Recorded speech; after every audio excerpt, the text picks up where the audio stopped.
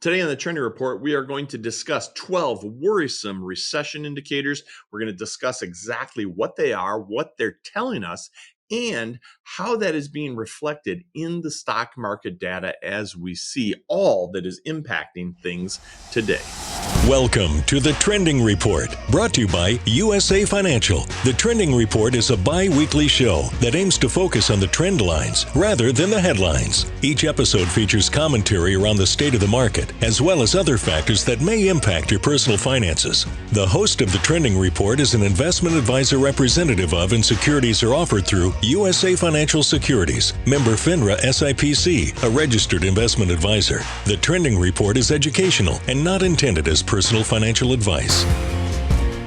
Today on the Trending Report, we are going to be discussing 12 worrisome recession indicators. We're also going to talk about how the market itself is reacting and illustrating based on all that's going on.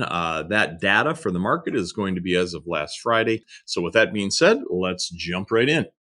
Now, as I mentioned, there are 12 worrisome indicators we're going to talk about. The very first one, which is worthy of special note, is the fact that the Federal Reserve staff is no longer forecasting a recession due to the economy's resilience. Now, with that being said, that is our number one indicator. So that particular indicator is being shown right here on the graphic, where 0% of the Fed staff is indicating that a recession is coming. Now, with that being said, we have 11 more indicators that we're going to discuss, and many of them are right here on this first page. Now, the yield curve is coming in, illustrating a 61% probability of a recession, and that is based on the 10-year minus the 3-month Treasury yields, and those spreads going back all the way to 1959 and so on. Now, the economists are being polled, and those economist pollings are coming in at 48%. Consumers in general are coming in at 69%. And then some influential entities, namely Goldman Sachs and Bank of America, are coming in at 15%. And Bank of America is giving us a range, so we'll call that 37.5%. And then CEOs of companies are coming in at the highest mark of 84%. Now, in addition to the company's CEOs, what happens is on the earnings calls for these companies, the CEOs, the CFOs, and the analysts and so on, they will discuss what's going on in that particular company and the economy as it reflects upon or impacts upon that company. And then when they mention certain things, that can all get flagged digitally. So the mentioning of inflation over here, lower left, has come in at 68%. Now you can see it's been declining slightly each quarter, but it's coming in at 68%. Discussion of material costs is coming in at 37%. Talks of an economic slowdown are slowing down, but are still being mentioned 11% of the time. And then the only one that's bumping up a little bit is job cuts are coming in at 9%, and that has been increasing. Now, overall, there is a positive to be made, or a bull case to be made, meaning the likelihood of a recession is low, and that is that the consumer spending is remaining very strong, and consumer spending makes up 70% of the U.S. GDP. So that is a source of economic optimism. The flip side of that, the bear side of that, would be that household debt has hit a record $17 trillion, while corporate defaults have, in fact, accelerated during 2023. So here on this page, if you've been counting, you'll notice that we hit 11 of the indicators we're talking about. The 12th takes a little bit of an extra special interest, so I'm going to jump to that now. Now, the 12th has to do with the fact that when the Federal Reserve and or other sources start discussing soft landings. So they're saying that in this Bloomberg article that a U.S. recession is still likely and still coming soon. And they're hanging their hat on the fact that these discussions of soft landings tend to precede recessions. So if you go back to October of 2007, then Fed President Janet Yellen, she said the most likely outcome is that the economy will move forward toward a soft landing.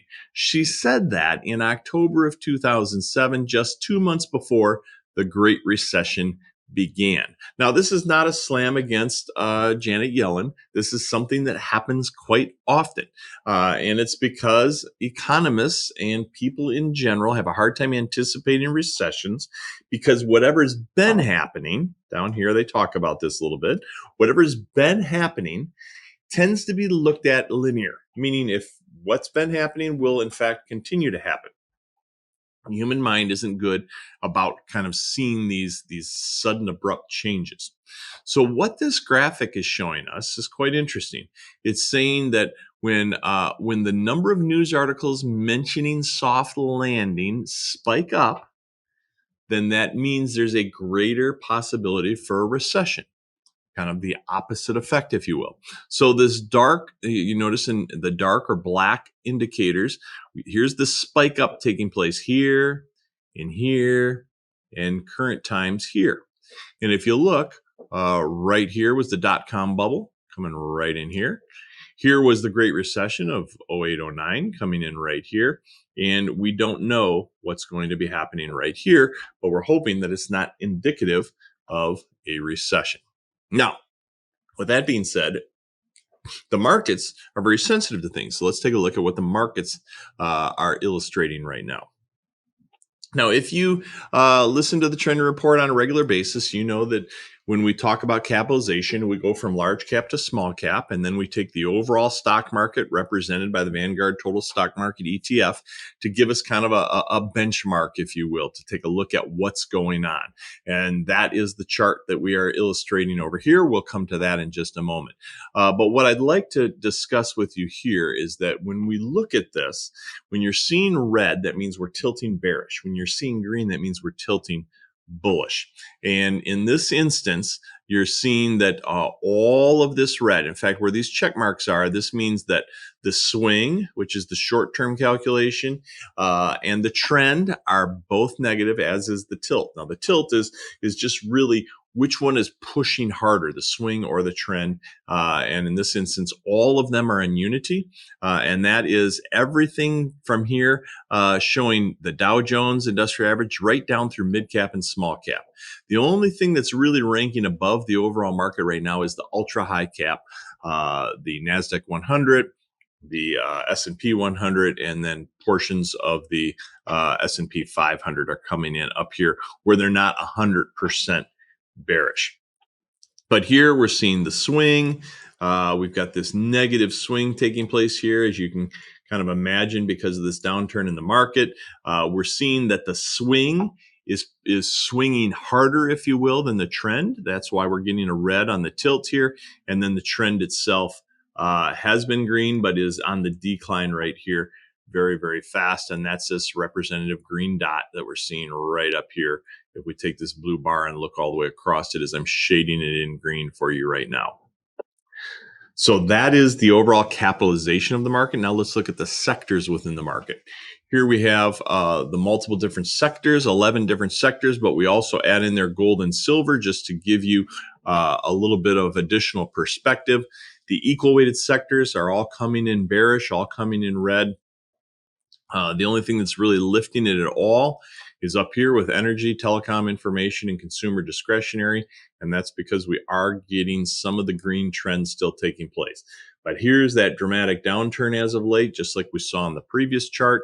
Here is the swing turning hard to bearish, bringing the tilt with it. And actually, in this instance, we're even seeing the trend starting to peak into that bearish category. Now on international, take a look at all the red on international. The only thing that's not is the S&P 500, and we really put that in there for perspective, just so you can see kind of the U.S. against the rest of the market.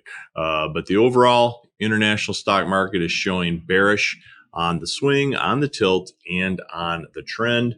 So you can see we kind of peaked in here, and then we've got the decline taking place here, and everything down here has turned red in recent times. And then finally, we take a look at the bond market. And again, here in the bond market, we've got solid red across the board everywhere. We see the unity is taking place everywhere. The overall bond market is just on a tremendous downward slide, and we are seeing red across the board here on the swing, the tilt, and the trend. All of the indicators are pointing bearish. So with that being said, it's going to be very interesting to see what happens now with the occurrence in the Middle East and the attack that Israel has experienced.